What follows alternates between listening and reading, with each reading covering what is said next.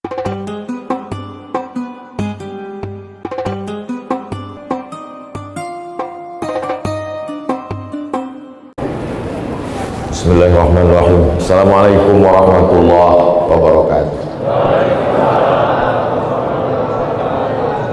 Alhamdulillah wassalatu wassalamu ala Rasulillah wa ala alihi wa sahbihi wa man da'a bi da'watihi wa istanna bi sunnatihi ila yaumil liqa'i rabbih. Subhanaka la ilma lana illa ma 'allamtana innaka antal alimul hakim. Rabbi shrah li sadri wa yassir li amri wahlul 'uqdatam min lisani yafqahu qawli. Alim ulama, cerdik pandai, tokoh masyarakat, hadirin hadirat yang besar tak dihimbau gelar, yang kecil tak disebut nama, insyaallah kita semua dimuliakan Allah Subhanahu wa taala. Amin ya rabbal alamin. Persiapan mau datang ke Batam ini, yang pertama antigen. Itu dulu. Kenapa begitu? Karena virus Covid tidak bisa berenang. Tidak ada satu pun dokter mengatakan virus ini bisa berenang. Yang kedua, tidak ada pakar kesehatan yang mengatakan bahwa virus ini bisa terbang. Jadi yang membawa virus ini adalah tangan, mulut, dan hidung. Itulah mengapa tangan dicuci, mulut dan hidung ditutup. Belum ada yang mengatakan virus ini masuk ke telinga. Andailah virus ini bisa masuk ke telinga, tak bisa kita ceramah karena pakai sumbat semuanya. Tak bisa. Maka persiapan sebelum datang ke Batam, dulu rapid test, meningkat menjadi antigen. Setelah habis laku rapid test sama antigen, nanti swab. Sesudah habis laku swab, barulah apa namanya? Vaksin. Tahu aja apa yang mau dijual. Ini persiapan. Kemudian pengumuman. Yakinkan bahwa Anda naik pesawat yang benar. Bolak-balik diumumkan. Supaya apa? Jangan sampai salah naik pesawat. Kebetulan kejadian. Begitu kami sampai masuk ke pesawat, dua orang yang udah ke tengah keluar balik. Saya tanya, kenapa Pak? Salah naik pesawat. Mau ke Jakarta naik pesawat Batam. Bisa rupanya salah naik pesawat. Oh, itu sejak itu saya hati-hati betul nih. Jangan sampai naik. Jangan sampai salah naik pesawat. Karena kalau sampai salah sakitnya tak seberapa, malunya. Macam bongkak muka. Apalagi kalau sampai saya salah. Besok keluar berita di Detik. Ustadz salah naik pesawat.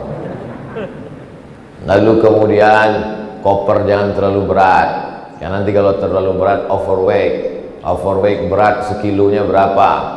Lalu kemudian selama dalam pesawat itu hati-hati, jangan asik main-main handphone, nanti ditegur sama pramugari. Pak, bukan mau tahu dia Ustadz ditegurnya juga.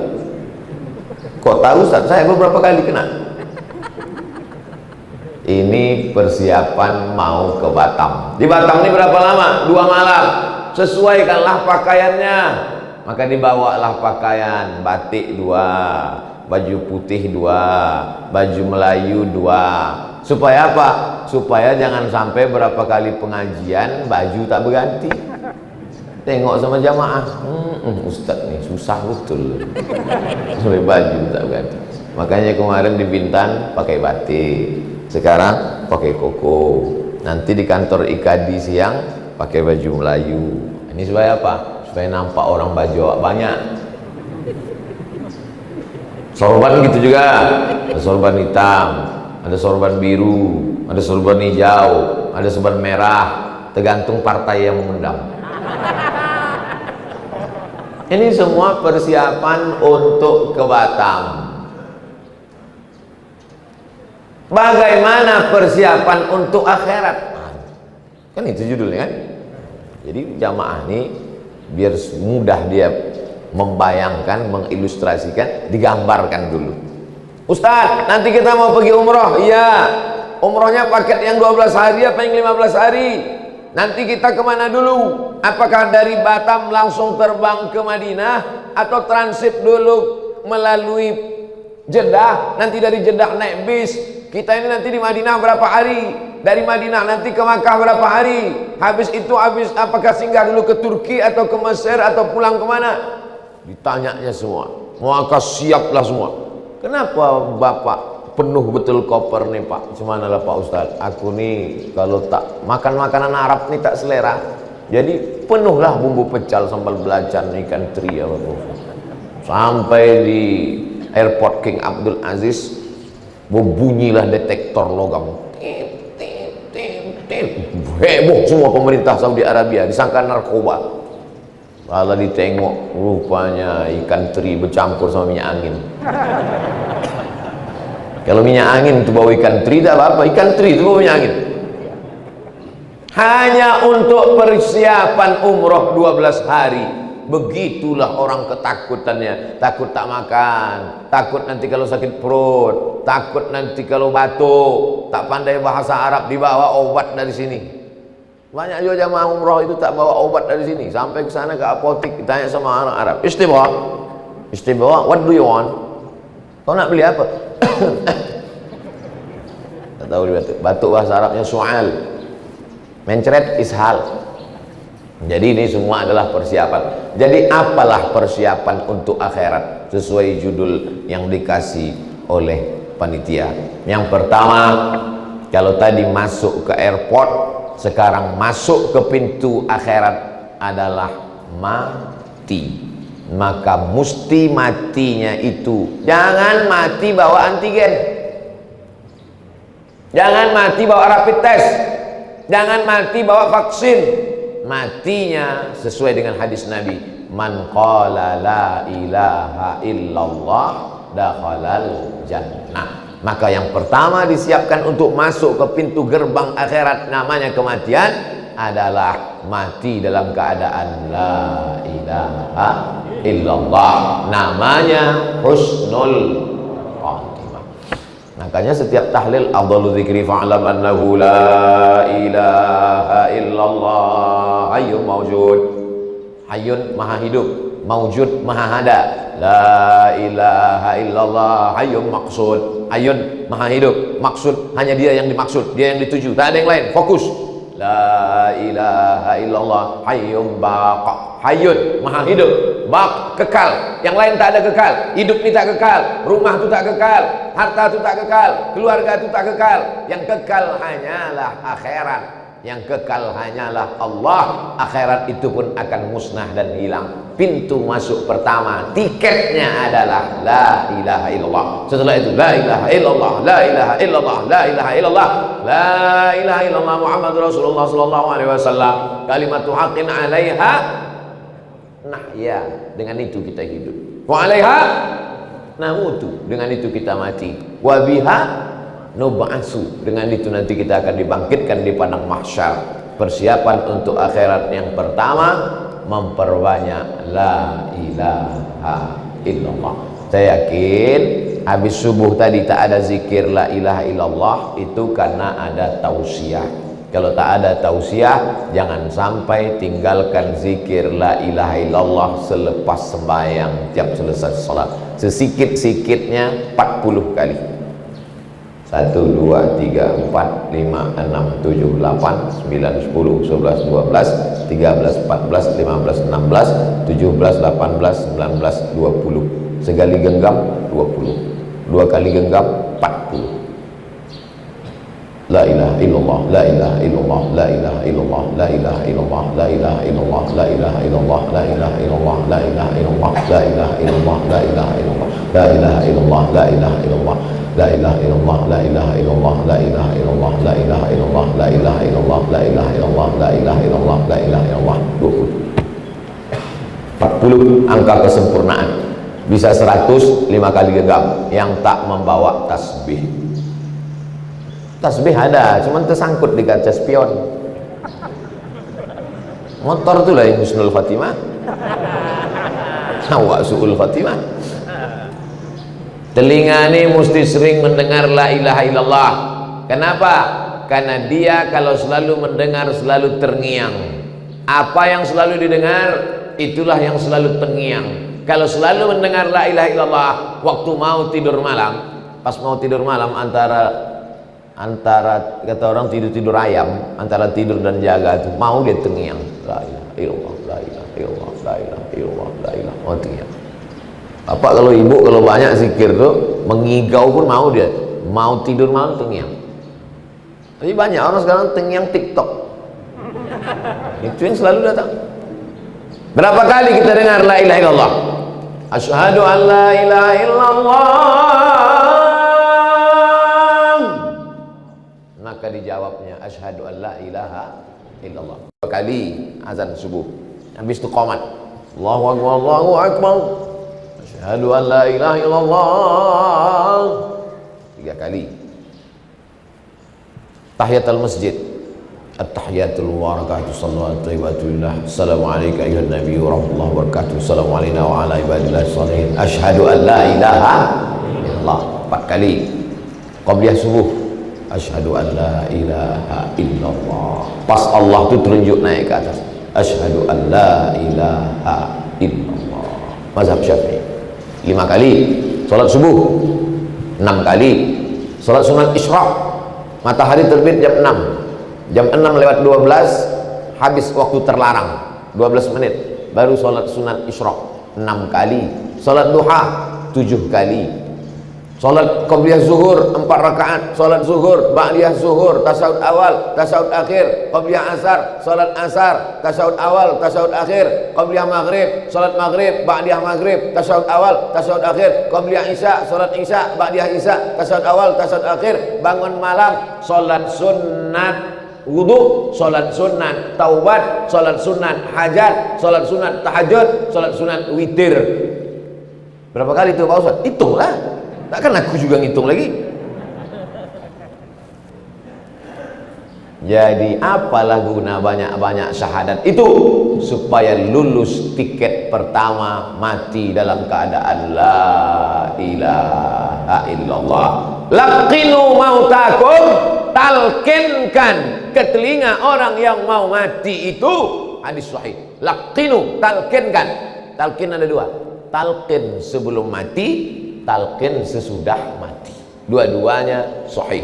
Talqin sebelum mati, waktu sakratul maut dibisikkan ke telinga sebelah kanan, la ilaha illallah. Kalau dia banyak berzikir la ilaha illallah, afdhalul zikri fa'lam annahu la ilaha illallah, insyaallah mudah. Bapak yang berpengalaman mentalkinkan orang di ruang ICU yang kerja di rumah sakit, ibu yang berpengalaman mentalkinkan orang mati, ceritakan pengalaman-pengalaman itu, tapi jangan sebutkan nama, menjaga kode etik jurnalistik, nanti tersinggung anak cucunya. Gimana pengalaman ibu waktu mentalkinkan? Oh, waktu mentalkan bini Pak Anu itu payah betul. Yang mana tuh? Itu yang suka arisan asik mengambil duit orang. Sakitlah hati dia. Tak boleh sebut nama. Cerita pengalaman hanya supaya orang takut mati su'ul khatimah. Dari pintu awalnya dia udah salah. Bagaimana? Maka na'udzubillah. La ilaha illallah. Berapa harga emas sekarang? Na'udzubillah. Maka ini pintu yang pertama. Mudah-mudahan kita ini semua mati dalam keadaan la ilaha illallah. Rasa-rasanya hampir tak pernah saya tinggalkan doa dalam pengajian. Allahumma ja'al akhira kalamina indan tihai ajalina qawla la ilaha illallah. Allahumma ja'al, ya Allah jadikanlah akhira kalamina, akhir kalam kami, indan tihai ajalina, ketika ajal kami sampai, qawla la, tidak mesti bahasa Arab. Yang tak pandai bahasa Arab tak usah pakai bahasa Arab, pakai bahasa kita aja. Ya Allah, jadikanlah akhir kalam aku waktu ajalku sampai, malaikat maut datang mencabut nyawaku, yang terakhir keluar dari mulutku la ilaha illallah. Pak Ustaz, jadi kalau ada orang mati tak sampai ke ujung la, tak boleh kita suuzon. Boleh jadi di mulutnya nampak tak sampai, tapi di hatinya sampai. Jangan nanti, ini perlu saya jelaskan. Saya takutnya bukan terjadi pada jamaah, ke saya jadinya. Gimana kau tengok? Datang ke waktu Ustaz Somad sakratul maut, datang aku menengok. Ini ada videonya aku simpan. Gimana? Tak sampai ke ujung. Baru lah, kata mati. Aku ragu Ustaz Somad itu masuk surga. Tak boleh. Uzkuru mahasina mautakum. Orang yang mati itu sebutkan yang baik-baiknya saja. Gimana sih Fulan itu selama kau kenal ada yang tak baik? Selama aku kenal satu pun tak ada yang tak baik. Maksudnya satu yang tak ada, beribu tak baik yang sebutkan. Karena kalau orang hidup masih sempat kita datang Idul Fitri minta maaf. Kalau orang mati kapan lagi kita minta maaf sama dia? Andai betul perbuatan itu tetap dosa, namanya dosa ghibah. Andai tak betul maka fitnah. Dua-dua. Andai betul yang kita cakapkan itu tetap berdosa, apa namanya? Ghibah. Andai tak betul, fitnah. Dua-dua tak ada betulnya. Maka ceritakan yang baik-baik aja. Gimana si Fulan kemarin waktu meninggal? Alhamdulillah, aku tengok bibirnya bergerak. Apa yang dicakapkannya? Rasa-rasanya macam bunyi la ilaha illallah. Entah tidaknya, kau pancing-pancing aku. Aku ini orangnya suka terpancing. Berat. Yang paling berat adalah memikul beras. Ringan bagi pasukan amal soleh. Yang paling berat adalah membangun masjid. Ringan bagi jamaah masjid. Masjid jami ringan. Yang paling berat itu apa? Mengucapkan la ilaha illallah waktu sakaratul maut. Tapi Allah tahu bahwa kau berat mengucapkan ini. Ku kasih kalimat yang bibirmu tak perlu bergerak. La ilaha illallah. Tak bergerak bibir.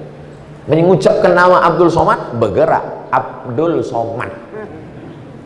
Cobalah sebutkan Abdul Somad, bibir tak usah bergerak.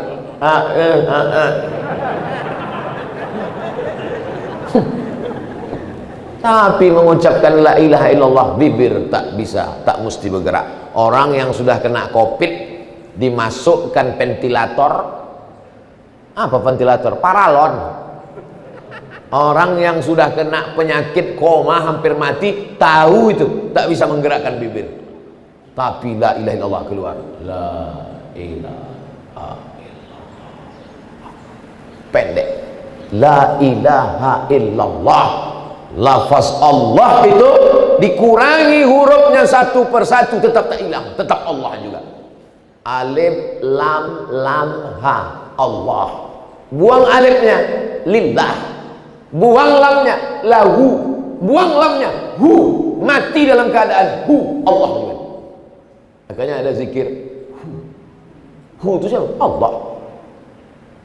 Allah, Allah, Allah. Zikir tunggal. La taqumus sa'ah, tak akan terjadi hari kiamat selama masih ada orang berkata Allah, Allah. Makanya kadang orang, kau ikut masuk zikir mana? Aku ikut zikir la ilaha illallah. La ilaha illallah, la ilaha illallah. Satu lagi zikir apa? Zikir guru kami lain. Apa bunyinya? Allah, Allah, Allah, Allah, Allah, Allah, Allah. Mati dalam keadaan Allah. Intinya la ilaha illallah. Itulah makanya mau makan sebut nama Allah, bismillah. Sependek-pendek doa makan. Allahumma barik lana fima razaqtana wa qina azabannar. Beberapa tahun yang lalu pergi saya ke rumah saya yang dulu lama sebelum pindah, jumpa tetangga saya. Pas jumpa, oh kau nih waktu kecil dulu Somad. Kenapa Pak? Kenapa Pak Cik? Dulu waktu kau kecil, Pak Cik kasih tahu, Mat, baca doa. Tak usahlah Pak Cik, tak sedap lauknya.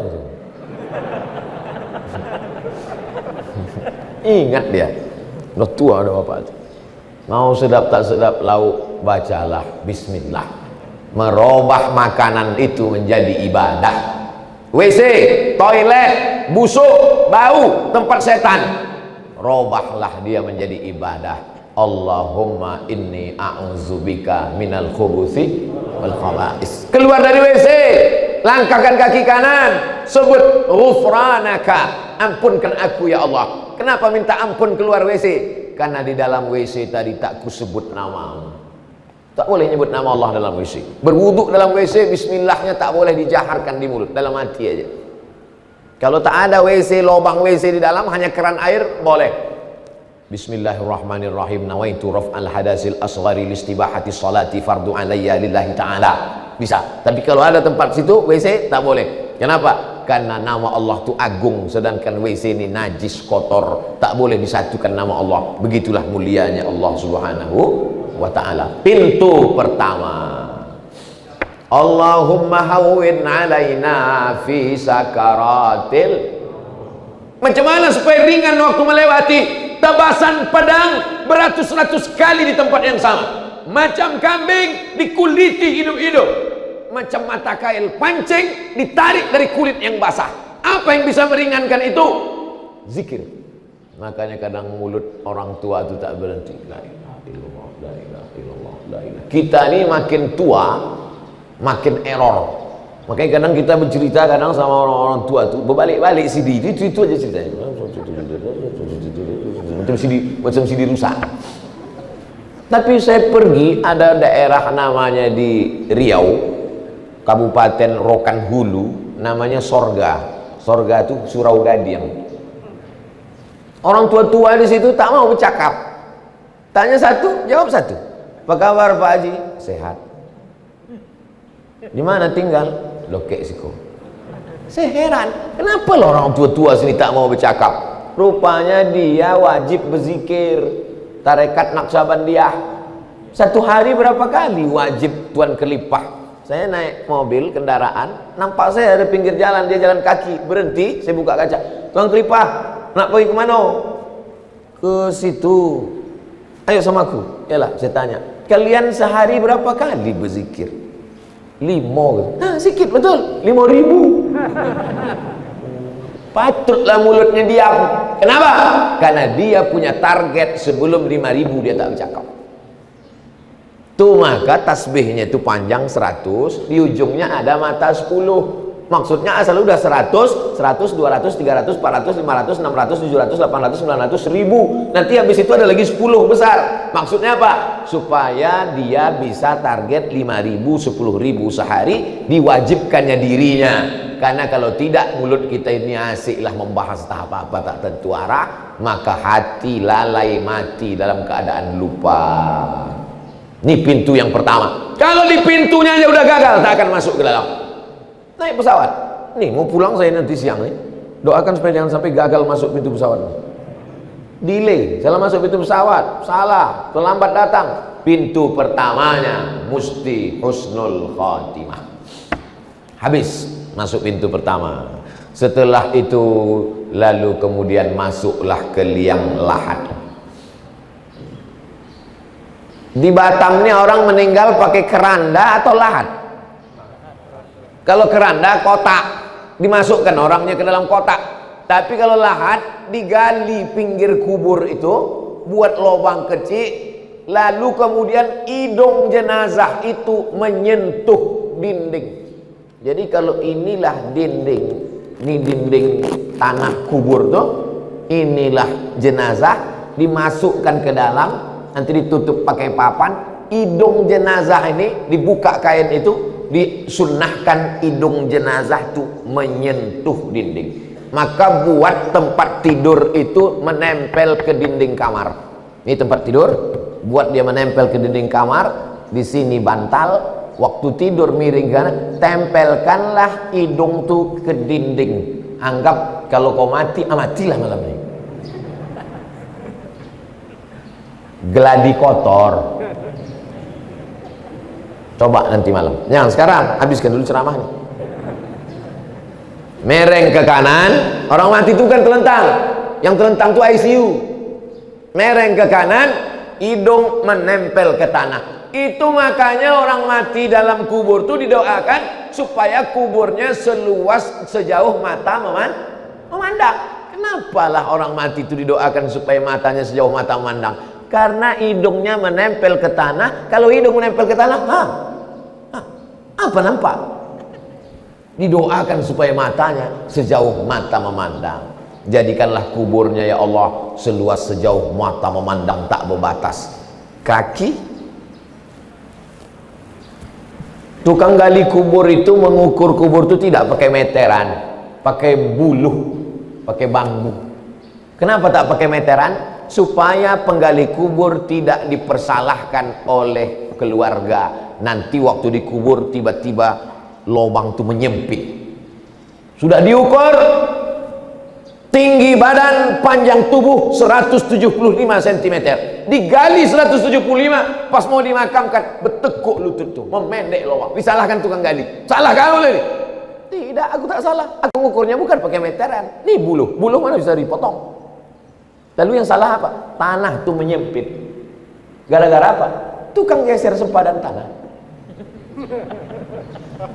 Pernah bapak menengok orang mati lutut ditekuk? Tanya sama tukang-tukang gali. Tak sabar tanah itu mau menjepit, kata dia. Dulu kalau udah mengukur semua sempadan tanah, digeser kurang geser. Siapa yang mengkhianati qadra shibrin, sejengkal, tuwiqa, dililitkan di lehernya sampai aradin, 7 lapis tanah. Lahir di atas tanah, diciptakan dari tanah, makan dari sumber saripati tanah, asal muasal dari tanah, mati akan dijepit tanah. Jadi yang hari ini tamak betul ke tanah, silakanlah, akan dijepit tanah. Tanah ini milik Dr. Andus Pulan, tanah ini milik insinyur Pulan, tanah tak salah. Tapi kalau sampai curang sempadan tanah gara-gara ini, berapa meter tadi Pak Ustaz? Sejengkal kau curang berkhianat, maka kau akan dihimpit tanah, patah-patah tulang-tulangmu, remuk hancur redam isi kepalamu. Belum lagi azab mungkar nakir. Makanya tadi sebelum salam, Allahumma inni a'udzubika min azabi jahannam wa min azabil qabri, jauh dari azab kubur. Apa yang bisa menyelamatkan diri dari azab kubur ini? Ada dalam Quran. Laula akhartani ila ajalin qarib. Ya Allah, kata orang mati itu, diceritakan dalam Quran. Ya Allah, kasihlah aku waktu tambahan walau sedetik saja. Tak usah sehari, tak usah setahun, sedetik aja Allah. Kalau ku kasih kau waktu sedetik, kau mau apa, kata Allah, untuk orang yang dikubur? Fa'asaddaqa, aku mau bersedekah. Ternyata yang meringankan azab kubur adalah sedekah. Saya dari mulai masuk masjid nih sampai sholat qobliyah, sampai sholat tahiyatul masjid, sholat qobliyah, sholat doa, saya tengok masjid ini sempurna, perfect, cantik. Pas protokol mengatakan belum pasang plafon, baru Jadi kalau ada jamaah di masjid ini tak mau mandang ke atas ke bawah, itu memang takut keluar duit itu. Jadi masuk ke masjid ini mesti kita pandang ke atas. Orang kalau pelit, bakhil, medit, kedekut, ini menengok begini sakit jantung dia. Apa lagi gitu. Tapi kalau orang mau selamat dari azab kubur, dianggapnya inilah tiket yang akan menyelamatkan dia dari azab kubur. Berapa banyak jamaah masjid jami ini yang sudah mati, mereka mau minta hidup lagi dan mau memasang plafon nih. Tapi tak bisa, kirim SMS tak bisa, WhatsApp tak sampai, tak bisa. Tapi Allah kasih tahu di Quran, laula akhartani ila ajalin qarib, kasihlah aku waktu ya Allah, aku mau hidup lagi di Batam ya Allah, aku mau hidup lagi ke masjid jami ya Allah.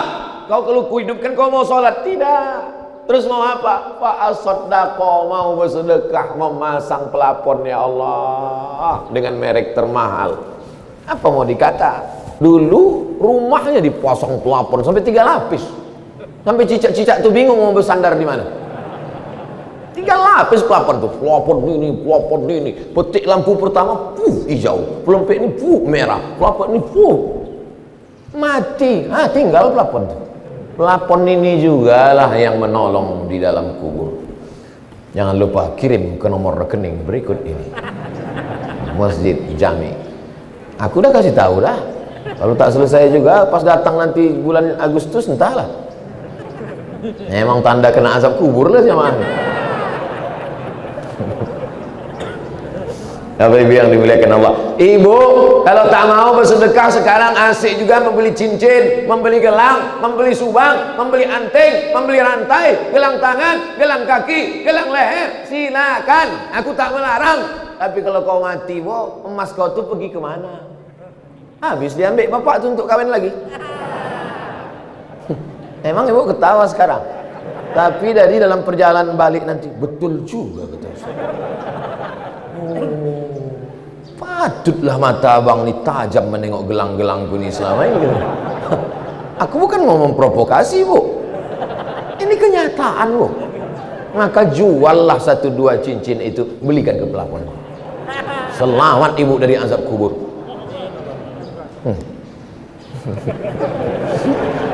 Kalau setelah pengajian kita menjadi berpikir tentang mati, lanjutkan.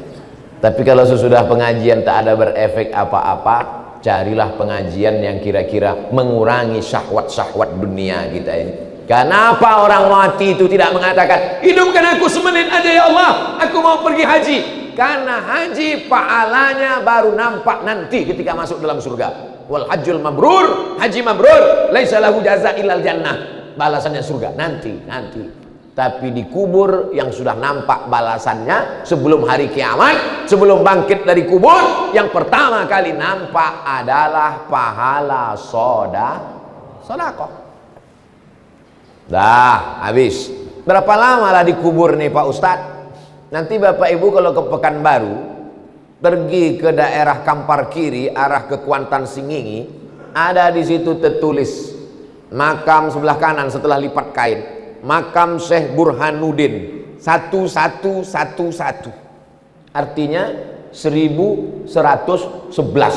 Sekarang 2021, berarti sudah berapa lama lah dia berpindah dari alam dunia ini? 2010 tahun, 1111. Sekarang 2021, 910 tahun. Hidup di dunia 63 tahun. Kalau tak kena diabetes, jantung koroner, covid, anggap aja lah husnuzon 63 insya Allah, amin. Banyak pula tak mau, saya takut 63 tahun. Di alam kubur 1000 tahun. Yang dipersiapkannya menjelang 63 tahun ini. Pensiun umur 58, mati 63. Dari 58 ke 63, 5 tahun. Persiapannya luar biasa. Sampai korupsi 5 tahun. Aku alhamdulillah Pak Ustaz, sementara pensiun sampai mati ini udah siap semua, kos-kosan udah 100 pintu. Inilah hasil-hasil korupsi selama ini nih Pak Ustaz. Hanya untuk 5 tahun. Persiapanmu luar biasa. Tapi di alam kubur 1000 tahun, apa yang sudah kau siapkan? Menunggu sampai hari kiamat. Akhirnya yang ditunggu itu pun datang, kiamat. Dulu katanya kiamat 2012, rupanya tak jadi, panitia tak siap. Mana pula bisa kiamat ditebak-tebak, tebak-tebak buah manggis. Dibuka manggis, nah, berapa isinya? 5. Ya 5. Kiamat ini bukan buah manggis. Idza sama'u fatarat, berlaga planet Neptunus, Merkurius, Pluto, Mars hancur berkeping. Idza sama'u fatarat wa idzal kawakibu tasarat wa idzal bi'aru fujirat, lautan diledakkan, meledak di tengah laut, bergelombang sampai ke tepi pantai, gelombang dari tengah laut yang ke tepi pantai, bahasa Jepangnya tsunami. Tsunami artinya gelombang yang sampai ke tepi pantai, hancur semua. Maka yang paling takut kepada Allah adalah orang Kepulauan Riau. Ini dikelilingi. Saya sebelum pesawat mendarat, saya tengok, wah kalau bergelombang ini habis. Kalau kami di tengah, kota Pekanbaru itu di tengah, jauh.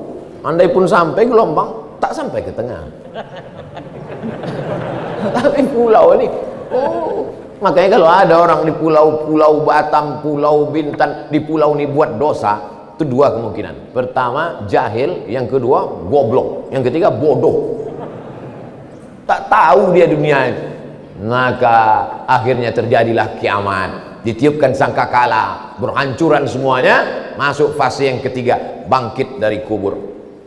Wa idzal quburu bu'tsirat, semua yang dikubur dibangkitkan. Alimat nafsum ma qaddamat wa akharat, ketika itu barulah sadar manusia apa yang sudah dia lakukan dulu.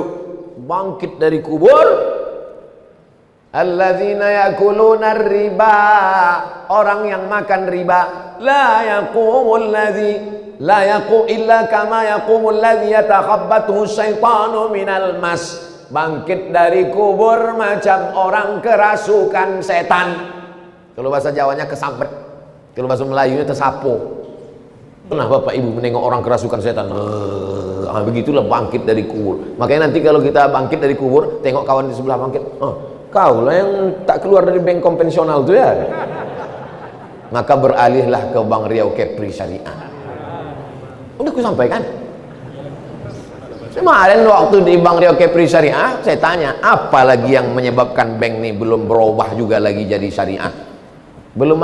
Bupati-bupati 12 kabupaten kota setuju sudah? Sudah. Gubernur-gubernur setuju sudah? Sudah. Apa lagi? OJK belum setuju Pak Ustaz. Ada Pak OJK itu datang? Ada. Kebetulan datang Pak OJK. Saya sampaikan, Pak OJK, ini mereka ini banyak yang udah mau keluar dari Bank Riau Kepri ini. Aku bilang jangan keluar kalian, karena tak lama lagi berubahnya jadi syariah.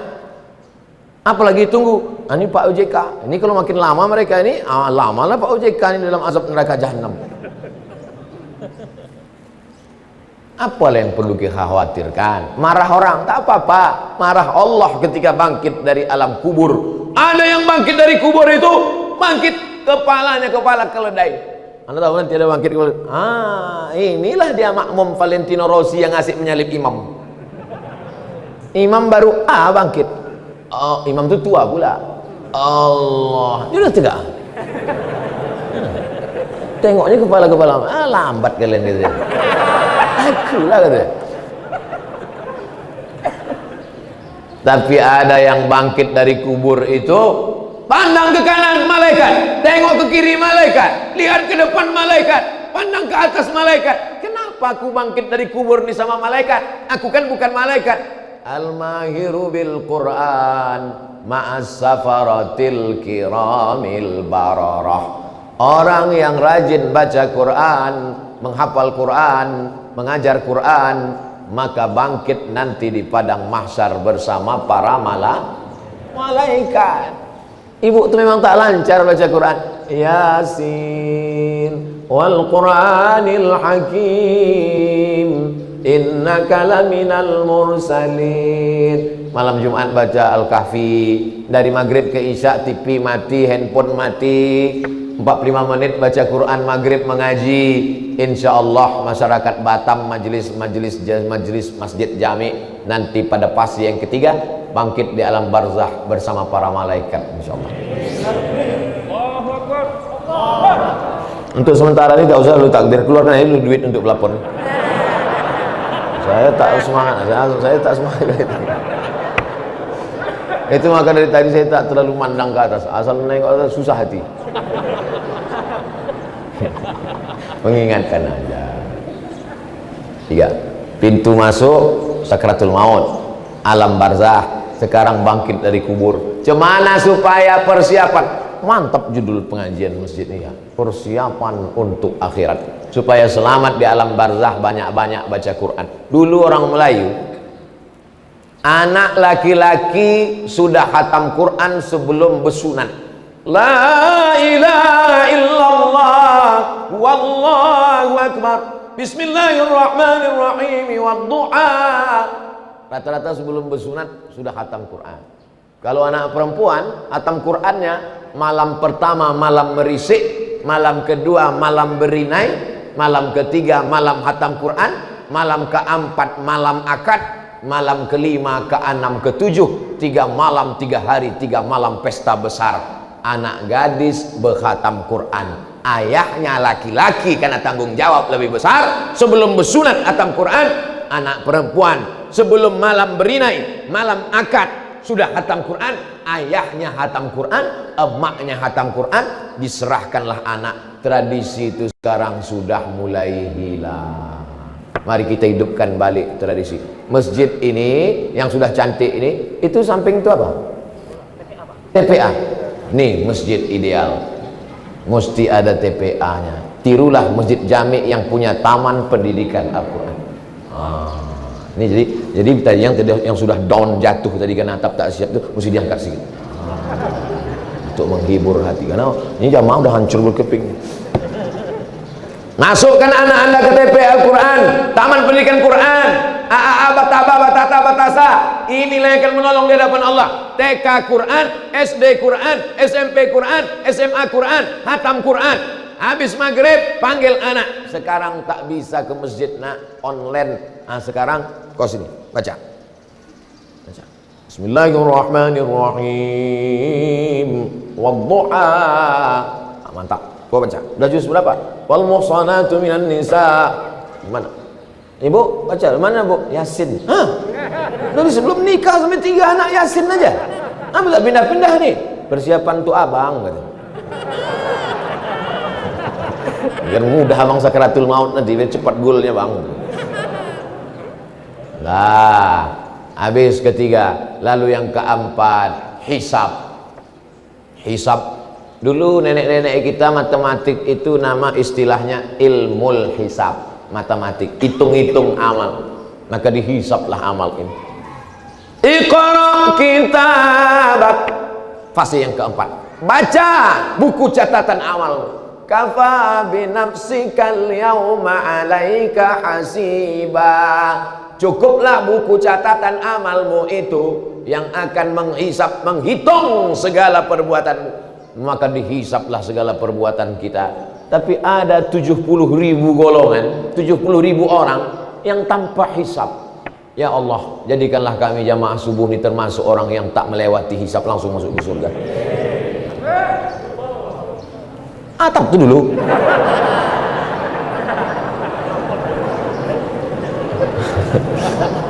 Memang saya kalau udah berdoa tentang selamat dari hisap nih rasa-rasa jauh panggang dari api, tapi tak boleh kita putus harap. Tetap saya kalau berdoa minta surga Jannatul Firdaus, sampai tak amalku ke situ.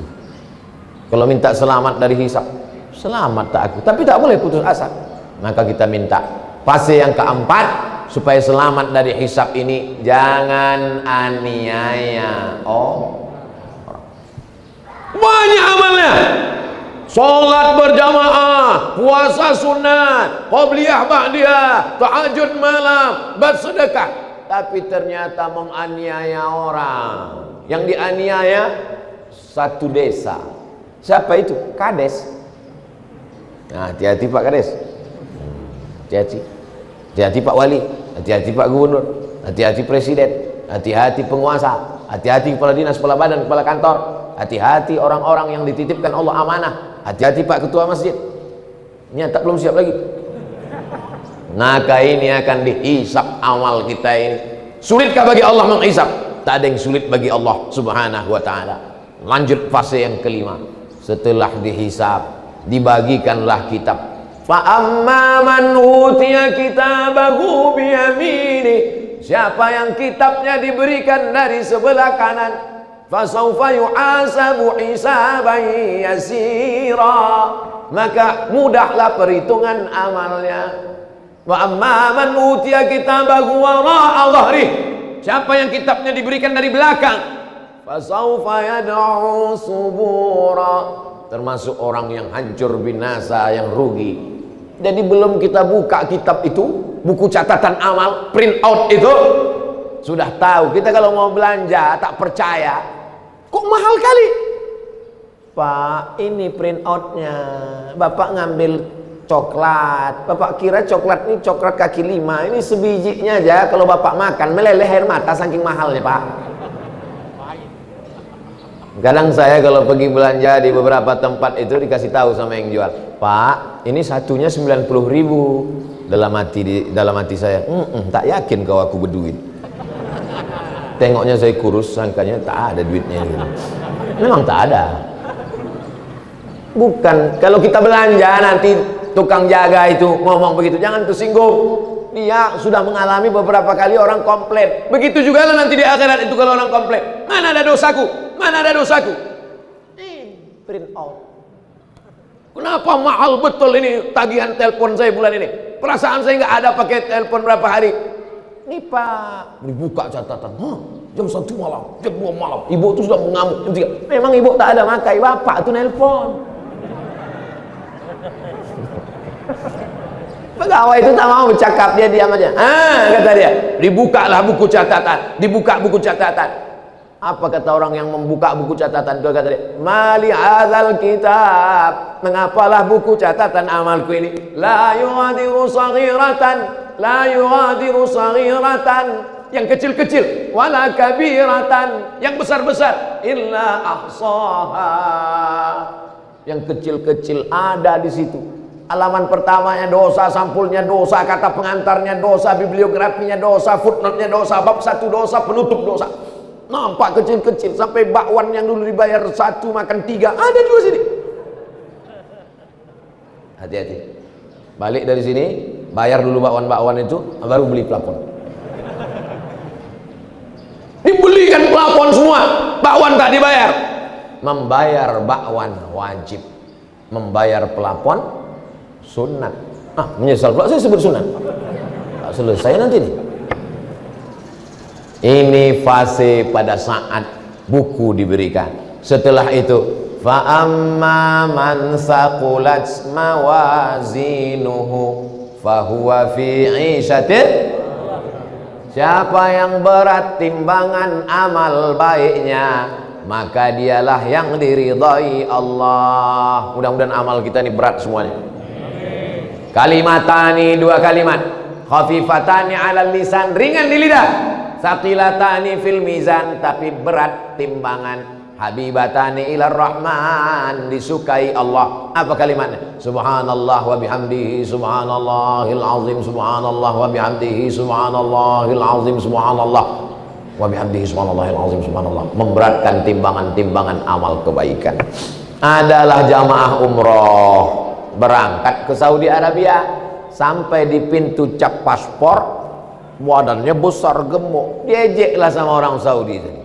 Apa ente ini badan besar, jarang olahraga, makan banyak, itu ini, kata dia. Orang Indonesia ini cerdas, kata dia. Dibacakannya ayat, fa amma man saqulat mawazinuhu fa huwa fi 'ishatir radiyah. Siapa yang berat timbangannya, itulah yang diridhoi Allah. Tak ada dia baca ayat lain. Buah capek orang Arabnya ngejek. Ente kibir, jism, mafi riyadhah, badan kau besar, teralas olahraga. Orang Indonesia ini dia. Udah habis ya baru. Fa amma man saqulat mawazinuhu fa huwa fi 'ishatir radiyah. Habis itu dia pergi. Tak pandai dia melawan pakai ayat juga kan. Jadi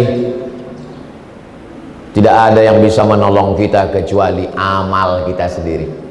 Kalau dengan kawanmu kau kongko-kongko sampai jam 2 malam di kafe ngopi-ngopi, silakan. Tapi ingat, nanti di padang mahsyar di akhirat datang dia menolong kau. Kalau kawan-kawan di grup WhatsApp itu kira-kira bisa menolong kita, selalu menasihati kata, peganglah dia sebagai kawan sahabat. Karena dia yang akan menyelamatkan kita nanti di hadapan Allah Subhanahu wa taala. Lalu kemudian sampailah puncaknya haud telaga. Nabi sallallahu alaihi wasallam melihat telaga, semua umat Muhammad akan minum di telaga itu. Kata Nabi, ada telaga, kolam air. Inna a'tainakal kautsar, telaga. Lalu kemudian siapa yang akan minum di situ ya Rasulullah? Yang akan minum di situ adalah ikhwani.